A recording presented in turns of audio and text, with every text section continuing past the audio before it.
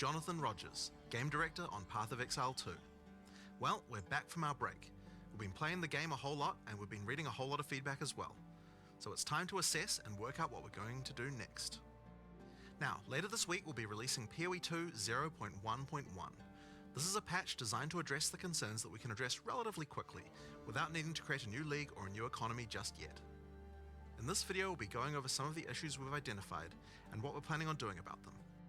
It's worth stressing that just because a specific issue isn't on this list doesn't mean that we're not aware of it or that it isn't going to get addressed. It just means that we either can't fix the problem quickly or we can't do so without the need for a new economy. One of the major areas that needs a lot of attention is the base experience of mapping. We've made a lot of changes here. First, in-game maps have received a balance pass to the number of monsters, number of chests, number of magical rare monsters, number of essences, strongboxes, and precursor artifacts. You should generally find maps more rewarding than before. Maps generally specialize in one or more of these elements that they will be particularly rewarding in.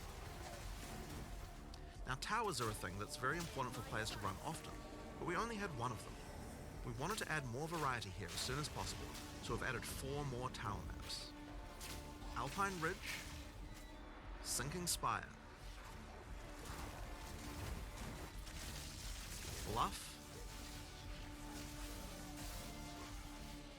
and Mesa.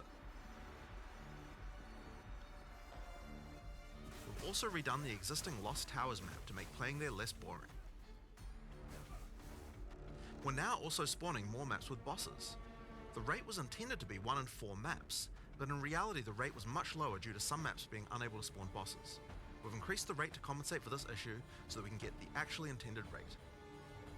We're also adding a new type of tablet that allows you to add bosses to your maps with its own mod pool.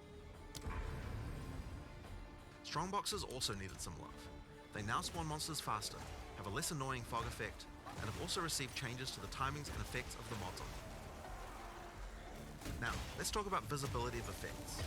Many maps had too much clutter, preventing effects on the ground from rendering, causing you to be unable to see and dodge them. We've both changed the level of clutter on some maps and changed some effects to make sure that they are always visible. In addition, elemental explosion effects have had visibility improved. Stick around for longer before they explode, and disappear without exploding if a rare monster dies. Volatile plants are also way easy to see before they explode. Now, we've also increased the zoom level on the Atlas, done a pass on various terrain collision issues in many maps. We've also improved the load times of opening the world map and Atlas panel. And we also now show the biome of a map on the hover for it. For other in-game content systems, we're focusing on getting all the rewards in line with what they should be. For Delirium, we recently fixed a bug which caused Delirium monsters to just not spawn after the starting part. And we've also buffed the rate of simulacrums dropping by 20% to make it more in line with the rate of finding the Expedition and Ritual bosses. For Ritual, we've made omens now appear in the Ritual tribute window 60% more often. For Expedition, we've improved the rarity from the shops, but we'll be wanting to make some more substantial changes to the rewards for this league later on. Now, one of the major concerns that we're often seeing is that getting to play Pinnacle content just takes too long, and that when you do finally get there, you only get one attempt and don't get a chance to learn the boss. In order to address these concerns, we're making the following changes. First, we're making the Citadel spawn closer to the center of the Atlas, and we've also added an effect so you can see them in the fog of war from further away. This makes them much easier to find. To address the problem of only having one attempt, on the Arbiter of Ash you will now get up to 6 respawn attempts. Respawns can only be triggered by the person who put in the keys, and everyone on your party will be respawned at the same time. Leaving the map still forfeits your attempt, so you'll still need to fight the boss with the build you walked into the map with. Higher difficulties of the boss will lower the number of respawn attempts you get, but you should know the mechanics of the fight by then, right? Now, we'll also be adding respawns to other Pinnacle content as well over time.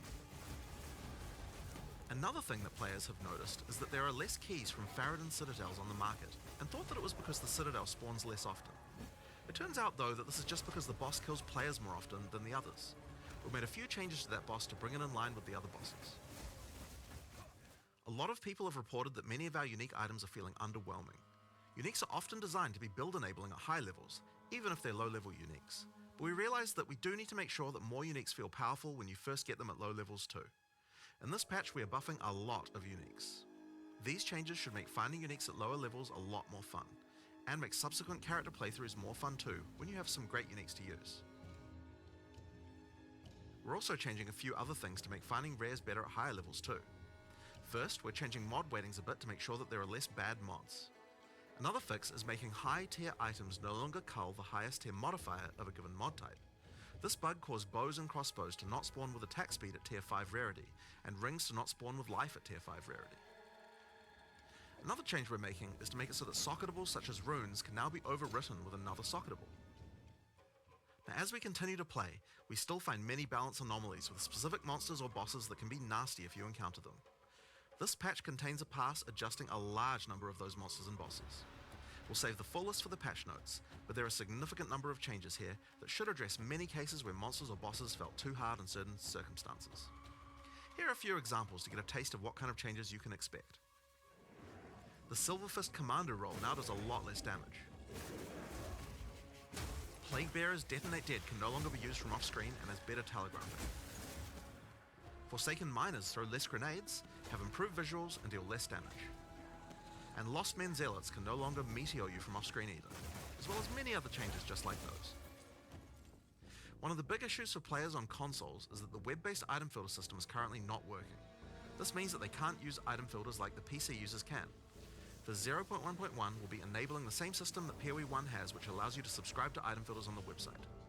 For now, this will be done on the POE1 website to allow us to get this feature out as fast as possible. Later on, we'll improve the user experience of this and put it on the Path of Exile 2 website. This patch also contains a bunch of other smaller changes and bug fixes that I'm sure you guys will appreciate, like buffing armor and scavenged plating, showing the number of uses left in your charms, as well as an effect when they trigger, the Song of the Exiles, fixing the music that Una was supposed to play in town,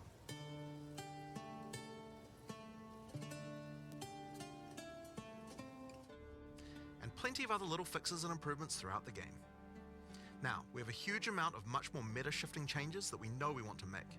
And one of the best things about having the game in early access with the endgame is that we now have a much better idea of where we want character power to be and what the balance of bosses and monsters should be relative to that. But those types of changes are going to have to wait until we are ready to make a new league with a new economy for people to play in. That's still a little while away yet, but in the meantime we'll be continuing to identify things that are causing frustration and try and address them. I want to thank you guys for playing.